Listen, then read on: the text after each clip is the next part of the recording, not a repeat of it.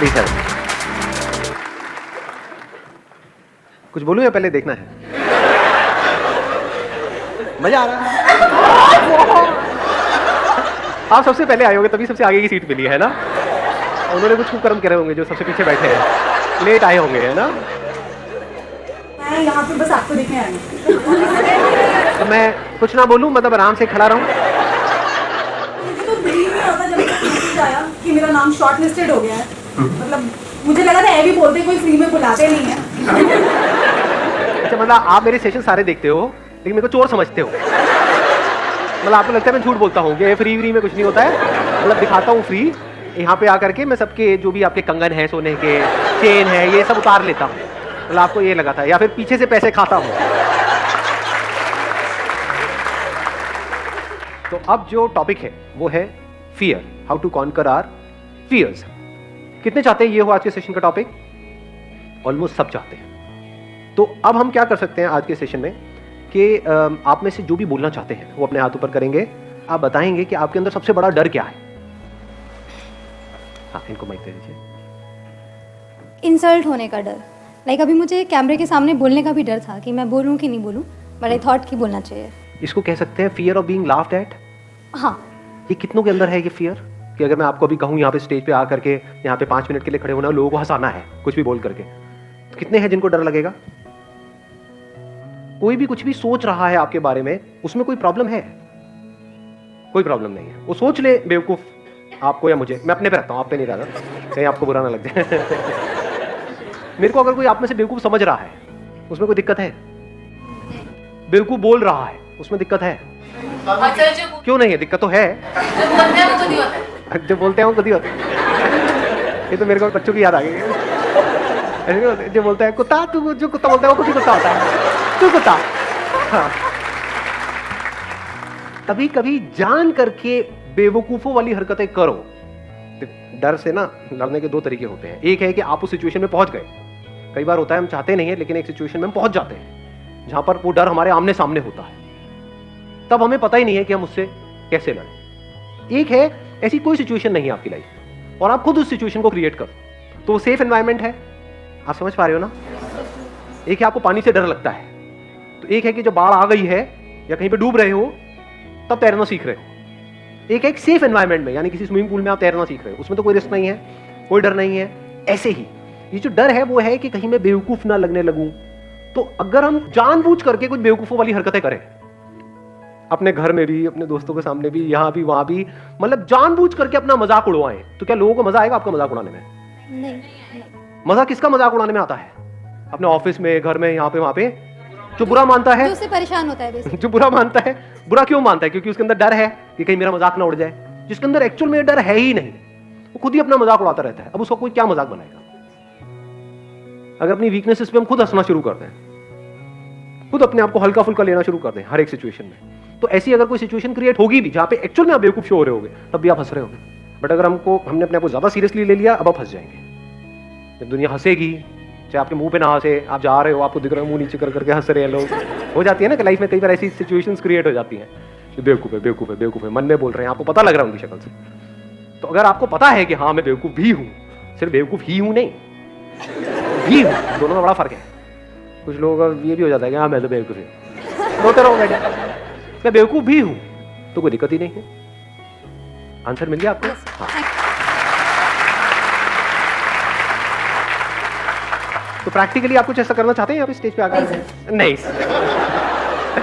इतना नहीं है ना, ये सेफ एनवायरनमेंट नहीं है। लाखों लोग इस वीडियो को देखने वाले हैं। बिल्कुल ठीक। अब देखो, अभी इन्होंने कहा नहीं, तो क्या ये सही डिसीजन है, गलत डिसीजन है? बिल्कुल सही है, क्योंकि डर को एक झटके में कॉन्कर नहीं किया जाता है। ये नहीं कि मुझे तैरने से डर लगता है तो मैं सीधा जाकर के समुद्र में तैरूंगा। इसको हम करेज समझते हैं, बट करेज नहीं, बेवकूफी होती है बहुत बार। अगर डर है तो धीरे धीरे कॉन्कर करो, धीरे धीरे। Hi sir, my name is Chirag. I went to New Zealand for studies. तो वहाँ से क्या हुआ कि 1.5 महीने तक मुझे कोई जॉब नहीं मिली। अब I am planning again to go to Canada, but मेरे को ये डर है कि अगर मैं दोबारा कोशिश करूँगा तो फिर से फेल ना हो जाऊँ, because a lot of money was involve. Fear of failure, इसको और अगर स्पेसिफिक किया जाए, fear of financial failure. Financial failures. Past में आपने कुछ ऐसा किया जहाँ पे आपको फाइनेंशियल लॉस हुआ, अब आपके अंदर डर है कि मैं दोबारा उस काम को करूँ या ना करूँ? ये डर हमारे अंदर होना चाहिए, नहीं होना चाहिए? कितने कहते हैं नहीं होना चाहिए?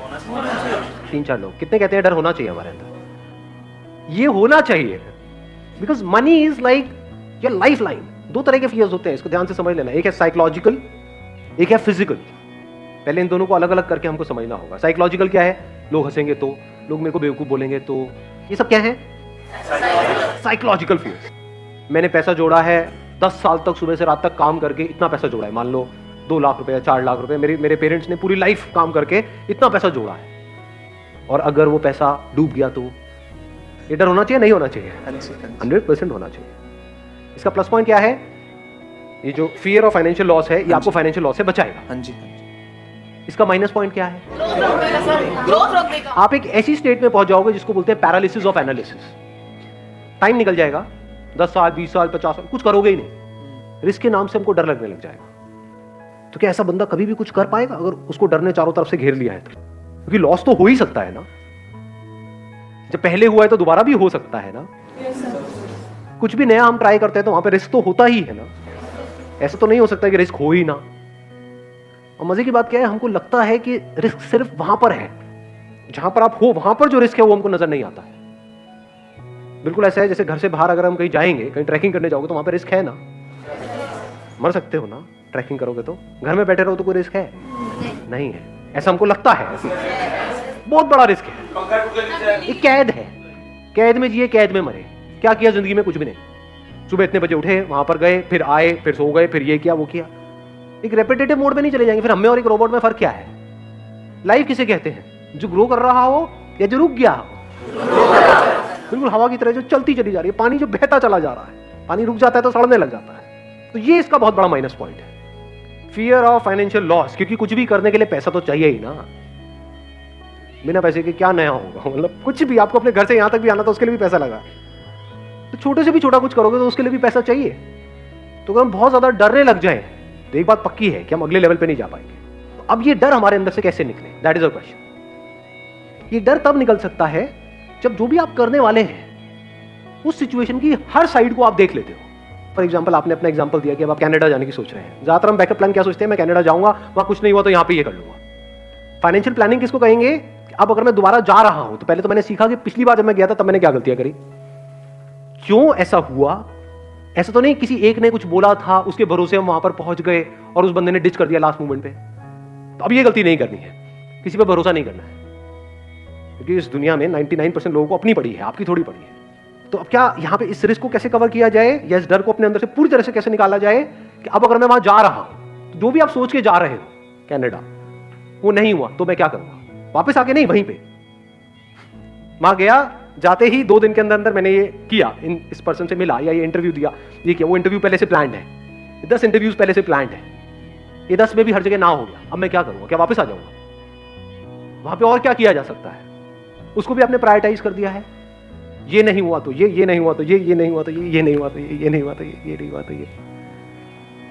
तो आपके फेलियर होने के चांसेस बहुत कम हो गए। तो डर निकल गया।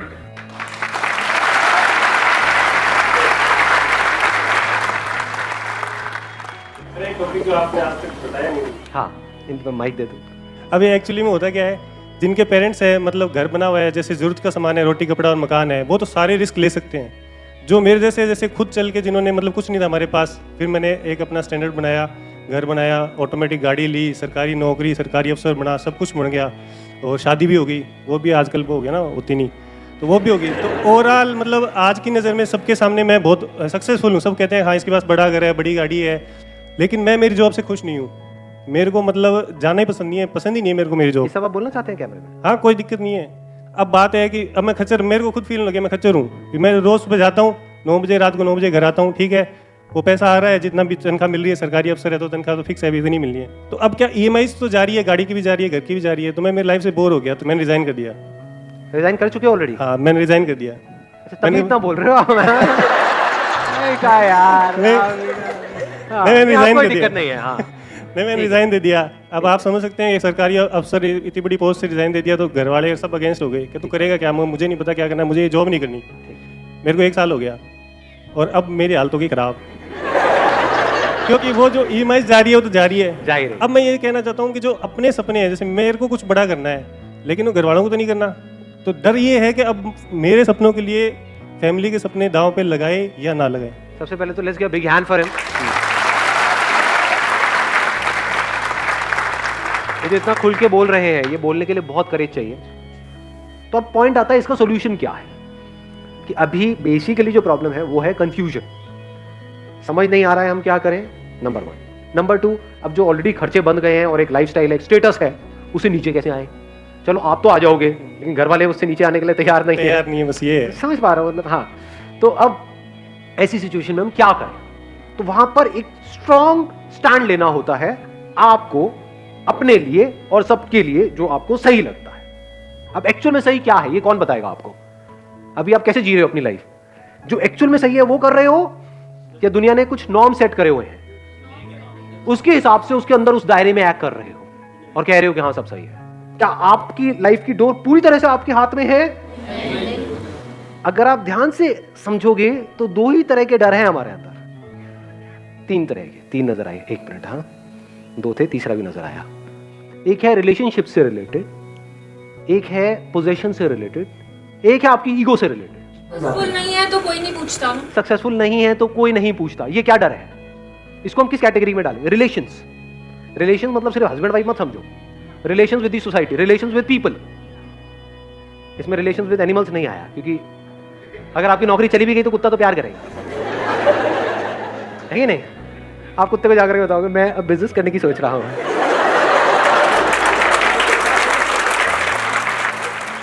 लेकिन अगर किसी और रिलेशन में किसी को बताया तो वो क्या करेंगे? They will not act out of love, उनको आपकी थोड़ी बड़ी है क्या आप अंदर ही अंदर फ्रस्ट्रेट हो रहे हो, they will act out of fear. Love में फियर में फर्क देख पा रहे हो? लव हमको आजाद करता है, फियर हमको छोटा बनाता है, सेल्फिश बनाता है। तो अब इसमें क्या करना है कि अगर they are all acting out of fears, तो पहले आपको फियरलेस होना है, तब देयर इज अ पॉसिबिलिटी कि आपके आसपास में जो लोग हैं वो फियरलेस हो सकते हैं। सो ये जो फियर्स हैं, अगर इसको हम एक एक करके फटाफट से देखें, फियर रिलेटेड टू पोजेशंस, चीजों का डर, चीजों को चले जाने का डर। ये डर कैसे निकलेगा? बिना चीजों के जी के देख लो, 10 दिन 15 दिन। बहुत सारे लोगों के साथ क्या होता है, जब ये चीजें उनसे कोई छीन लेता है तब उनको समझ ही नहीं आता है मैं क्या करूं। तब ज्यादातर लोग ऐसे में या तो बिल्कुल ही अंदर से खत्म हो जाते हैं, डिप्रेशन में चले जाते हैं। ये जो लाइफस्टाइल होता है एक तरह का, उसको खोने का डर कब निकल सकता है? जब आप एक्चुअल में ऐसे जी रहे हो कि आपके पास चाहे पैसा बहुत है, लेकिन आप बड़ी से बड़ी गाड़ियों में भी घूम रहे हो और पैदल भी घूम रहे हो, स्कूटर पे भी घूम रहे हो। गाड़ी का मतलब क्या है? चाहे छोटी हो चाहे बड़ी हो, कहीं पहुंचने के लिए है ना। गाड़ी का और एक्चुअल में रोल क्या है? और कोई रोल है? बाकी सब यहां है, साइकोलॉजिकली है कि मेरी गाड़ी तेरी गाड़ी से बड़ी है, उसको क्या, सो व्हाट।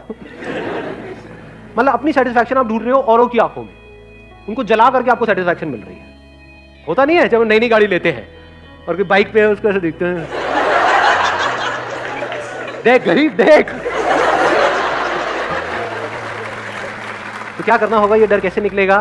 अकेले में कम से कम रिसोर्सेज में अपने साथ में टाइम स्पेंड करो। कुछ दिन तक किसी गुरुद्वारे में जाओ, वहां पे जाकर के खाना खाओ, देखो कितना टेस्टी है, फ्री है नहीं है? तो आपको ये पता होना चाहिए कि कैसे कम से कम पैसे में या बिना पैसे के भी मैं जी सकता हूं और खुश रह सकता हूं। इतनी अकल होनी चाहिए। इसको और अगर सिंपल करूं, अपने अंदर झांक के देखा मैं किन चीजों पे डिपेंड हूं जिसके बिना मैं फड़फड़ाने लग जाता हूं, किन लोगों पे डिपेंड हूं। हैबिट पड़ जाती है ना एक तरह की, जिनके साथ हम रह रहे होते हैं, चाहे अंदर से लड़ाई झगड़े होते हैं लेकिन आदत पड़ गई है। जैसे फॉर एग्जांपल आपको एडिक्शन है कि भाई डेली मेरा ये फ्रेंड है, मेरे को उसके साथ में टाइम स्पेंड करना ही करना है। एक फ्रेंड सर्कल बन जाता है, एक मिनट सुनना, एक फ्रेंड सर्कल बन जाता है 5-7 लोगों का, उसमें पता है वो सब मिल करके आपकी ले रहे हैं, मतलब जो भी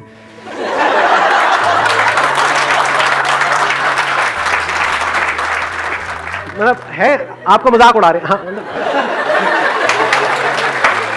ऐसा होता है नहीं होता है? और आपको डर है कि अगर यही तो गिने चुने 4-5 दोस्त हैं मेरी लाइफ में, ये जो भी बोल रहे हैं बोलने दो, और वो लिमिट धीरे धीरे बढ़ाते चले जाते हैं। कई बार ऐसा होता है सारी हदें पार कर जाते हैं। आपके बारे में बोल रहे हैं, आपके माँ बाप के बारे में बोल रहे हैं, वो बंदे सुने चले जा रहे हैं। क्यों? क्योंकि डर है कि इन्होंने मेरे को अपने ग्रुप से निकाल दिया तो मेरा क्या होगा। डर है ना, तो छोड़ दो ना उस ग्रुप को कुछ टाइम के लिए, महीने के लिए, 2 महीने के लिए देखो छोड़ करके, क्या उसके बिना आप जी सकते हो? तो आपके अंदर कॉन्फिडेंस आएगा। अब आप वहां पे स्टैंड ले सकते हो, नहीं तो you will act always out of fear कि मैंने बोला तो कहीं लड़ाई ना हो जाए, कहीं ये ना हो जाए, वो ना हो जाए। डर में किसी के साथ रह रहे हो, ये कोई रहना होता है? डर में कोई आपके साथ रह रहा है, कोई रहना है? रहना है तो प्यार को फाउंडेशन बनाओ ना। प्यार का मतलब क्या होता है? तुझे जो करना है कर, साथ रहना है रह, छोड़ना है छोड़ दे, कल छोड़ना है कल छोड़, अभी छोड़ना है अभी छोड़। कोई और समझ आ जाए तो बहुत बढ़िया है, जाओ। When love is the foundation, तो वहां पर कोई डर नहीं होता। Where there is fear, there is no love. Where there is love, there is absolutely no fear. और कौन सा रह गया? ईगो। अब ये डर कैसे निकलेगा हमारे अंदर से? ईगो क्या होती है? What is ego? नहीं, सिर्फ ये नहीं कि मैं हमेशा सही हूं। कोई बोलता है ना कि मैं तो बिल्कुल ही गलत हूं, मैं तो गया गुजरा हूं, वो भी ईगो है। ईगो हम किसको समझते हैं? मैं ये, मैं वो एरोगेंस है। ईगो का मतलब क्या है? मैं ये हूं, तू वो है, ये ईगो है। जो मुझे तुझसे अलग करती है वो ईगो है। इसकी वजह से मैं सुबह से रात तक अपने आप को औरों से कंपेयर करता रहता हूं और उससे जेलस होता रहता हूं। हर एक की जड़ क्या है अगर ईगो नहीं है तो? मैं किसी को कुछ भी बोल देता हूं, बट कोई जरा सा मुझे कुछ बोले तो मुझे बुरा लग जाता है। ईगो नहीं तो और क्या है? Unless and until you see it as a fact, absolutely clearly, that this ego is an illusion, it's a myth. ये कोई सच्चाई नहीं है, झूठ है। मैं ये हूं, ये कोई सच्चाई नहीं है, झूठ है ये। जब ये देख लेते हो तो वहां से प्यार की शुरुआत हो जाती है। अब मुझ में और तुझ में कोई फर्क नहीं है। जहां पर मैं हूं, ये तू है वो, वहां पर प्यार कहां होगा? प्यार मोहब्बत की बातें होंगी। वो भी तब जब दोनों में से किसी एक को दूसरे से कुछ चाहिए हो, तब वो बातें शुरू हो जाएंगी। जैसे वो मिल जाएगा उसके बाद में कोई और बातें शुरू हो जाएंगी। ऐसा होता है नहीं होता है? What is ego? अब ये कैसे जाएगी? एक क्वेश्चन है जो अगर आपके अंदर एंटर कर जाता है, that is who am I. Deeply आप अपने आप से क्वेश्चन पूछते हो, किसी और से नहीं कि हु आर यू। ज्यादातर लोग औरों से पूछते हैं हु आर यू। अब उसको छोड़, तू क्या है ना जी। आपके लड़ाई झगड़े बिल्कुल बंद हो जाएंगे, किसी से हो ही नहीं सकते। सारे लड़ाई झगड़ों की जड़ क्या है? Ego.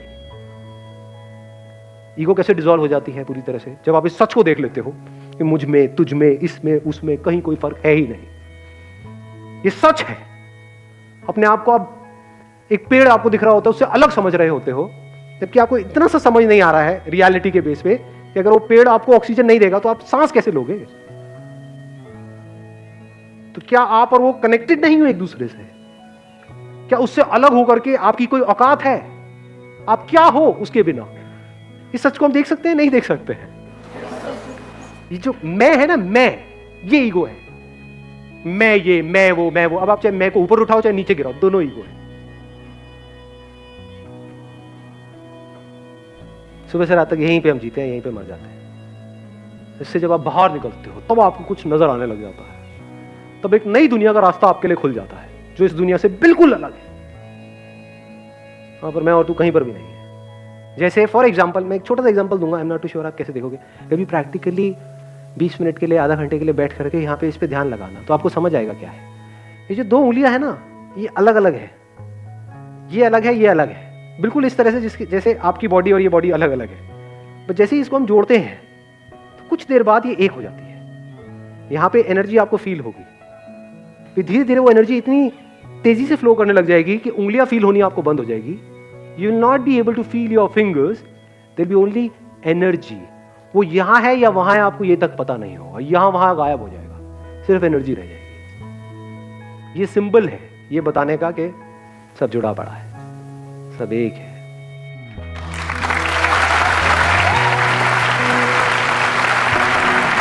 Thank you so much.